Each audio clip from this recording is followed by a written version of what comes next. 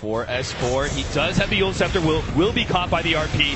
Virtus Pro are willing to throw everything they have to be able to make sure they get a pick off there, but at the same time, with Global Silence and Illidan popping his ultimate, Team Secret will not be able to get anything else, but Arteezy's already there in that top lane, putting pressure on the tier 3. Lil, kind of skittish, doesn't really want to challenge him too much. VP, God was kind of trapped there in the middle lane, but now, there's the sleep. FNG gonna make sure that Kuro doesn't get out of this one. There's still the snowball though. Still a lot of potential for Kuro to maybe get out of this one. The snowball's going to delay his death, pulling it back. Kuro now trying to run himself away, but the Ooks are still there. Vacuum up 3, Echo Slam! There it is from Puppey with the snowball on top, and VP quickly trying to retreat, but they've been caught. Lil, Laguna Blade, and the last right click catches him. Illidan, he's also running out of mana while Arteezy's trying to pick up as many kills as possible. Illidan will end up going down, and Team Secret just wiped 4 right in front of their base. Oh man, that was such a beautifully well set up play. Zai with that vacuum. Puppey reads it as they're being sucked in. They overcommit a little bit too hard for Kuro. I mean, this is just Secret at the top of their game right now. They're really feeling it. This is when a team just really feels like they can execute whatever combo that they want, because the rest of the game has gone so well for them. I mean, Arteezy's just chasing everybody down at will. They're going to take this tier 3 tower down for free. They know that the sleep is down. They know that the RP is down as well. Yeah, it seems like a full lane of Rax potentially with the Dusa down for another 15 seconds. At the very least, range tracks is going to be trying to be picked up. Nice blink dodge there. The ensnare will grab the range tracks. They're going to look for more. Got to be careful though. Lil's actually stolen Nell. Not a bad ability for Rubik, solely because he's got such long range. And FNG, the rest of his boys will be able to push back Team Secret and defend their melee Rax. That's the important one. But still, losing tier 3 in a range tracks this early on to the game is a bad sign for Virtus Pro's chances. It's just more of a net worth swing than you'd want to see right now. It's like 20k after that, same in experience, but I stress that VP can still do this. I don't want to count them out just yet. This entire tournament has been about the comeback and how teams have been able to put it together. VP's lineup is built for that. You've still got ways to get back into this game, but it just gets harder as the game goes on because Secret are just feeling more and more bold. This is not a team that's going to sit back like they did in that last game against, was it eHome? Like, they're playing incredibly aggressively from start one. I feel like, though, now that they've kind of established some dominance, they can afford to sit back and farm for the next 5 to 10 minutes and just get those, like the way that EG played their game, right? They just build up such a huge net worth lead that by the time they go uphill, it's the death push. And if you manage to rebuff that, great, that's amazing, but it's just so unlikely because the enemy has such a large lead. Yeah, it's a really good way to play. It's really passive, but there's nothing wrong with securing a 30k gold lead. Yeah, exactly. That means you can pretty much take 2 fights in a row, lose them, and still have a pretty decent sized lead. I like this pickup. Puppey almost gets caught there. Turn around with the Fisher. And I love the Enchant Totem, just to make sure that in situations like this, Lil is not able to steal the Fisher.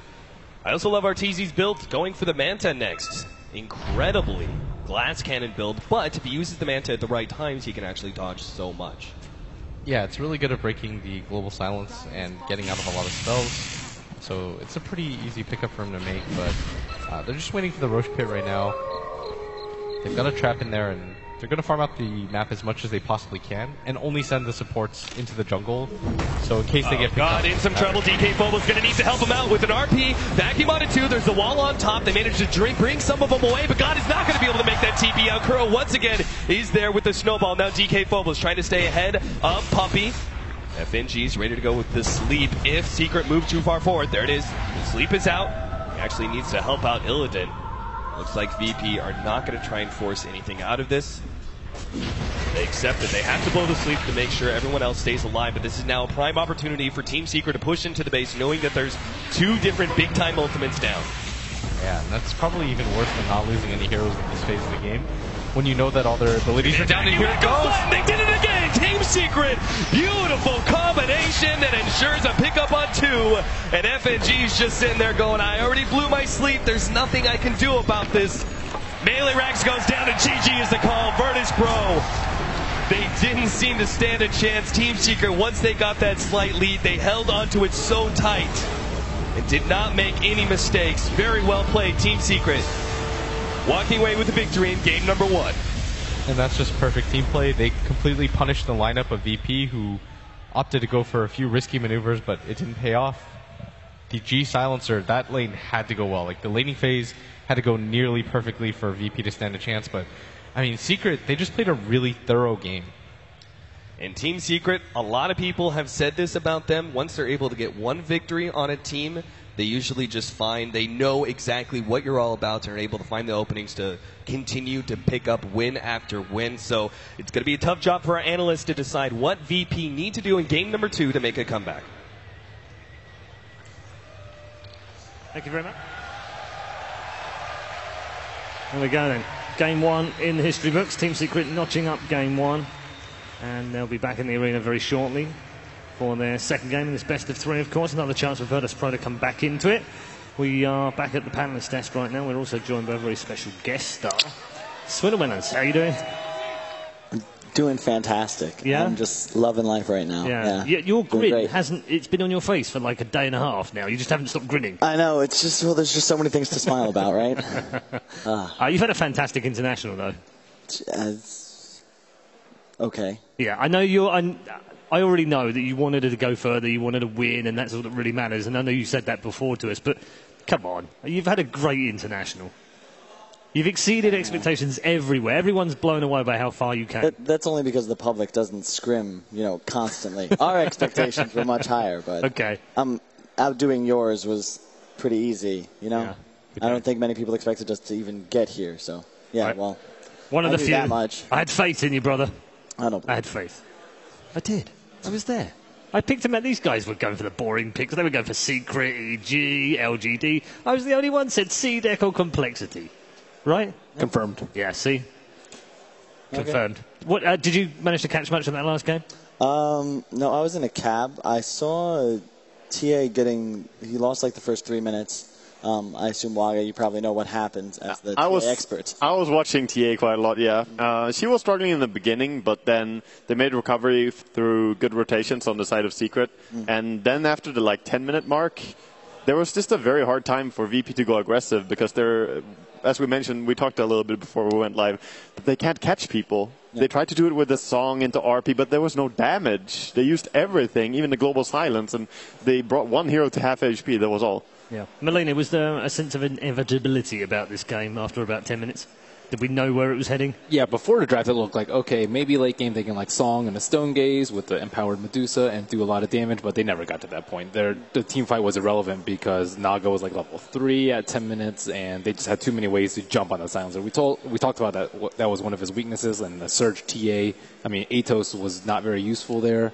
They also have Snowball, which Atos is also not very good against, and they just had no good way to protect her. Yeah, I think off of Waga's point, it's really hard. They really had nothing to combo off of Song. You have a silencer ult, you have an RP, but there's no just hard lockdown if you catch someone out. So you kind of have to blow everything or the Song's wasted, and it's just really difficult to take good fights, especially against one of, if not the best team in the world that way. Yeah, no, you say that, and you played them in the group stage. How did they stack up? They're okay. They're okay. They have more than enough fans on the bandwagon, so I'm not really going to jump on as well. Okay, good. I like that. Stays neutral. Brilliant. Good. He'll fit in really well. He should stay on the desk for the rest of the day. Yeah. Replace Melini.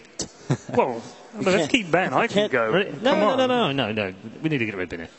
I'm hungry, but yeah, okay. All right. No, that's right. Okay. Going into game 2, Ben, what are we looking for? Particularly for Virtus Pro. Yeah, what would you do if you were Virtus Pro right now? You go crazy with the draft?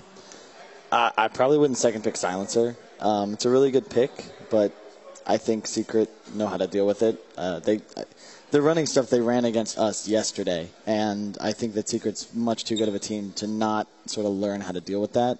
I expect to see them do something a little weird. Maybe go back to their bread and butter. I wouldn't be surprised to see a Slark. That's my call, but probably really late pick. Slark or Dro. Yeah, we were asking for that when we saw the Magnus. Magnus Slark would have been a strong combo, but the Medusa was the favored. Yeah, Empower on a ranged hero. I get the concept of it, but I feel like the cleave is the main reason. Magnus melee carry, just sort of, they go hand in hand. The Medusa seemed more of just what do we do? Really? You think so? What do we do? Yeah. I mean, this late in the international, you'd expect teams to have played these things and practiced them. It's really hard, man. You take hundreds and hundreds of games of practice, and then suddenly you're on stage, and it's 2 out of 3. And it's one of the few TIs that I think I would have really loved to see. Maybe I could have enjoyed 7-game series in the group stages because all of the teams were. They're so much more dynamic than they were in the past, and I feel like the skill levels were a lot more even than we have really ever seen at TI. Yeah, I agree. I mean, everyone on this panel has said repeatedly over the last 3 days that actually the skill gap has really narrowed between all of the teams. So one small mistake and you could lose and disappear from the tournament. So, yeah. I didn't want to bring that up, but... Yeah, I know. Yeah. Why do you it's nothing compared to what he was going to do, trust me. Oh, what? What? Did you drop something? Well, no.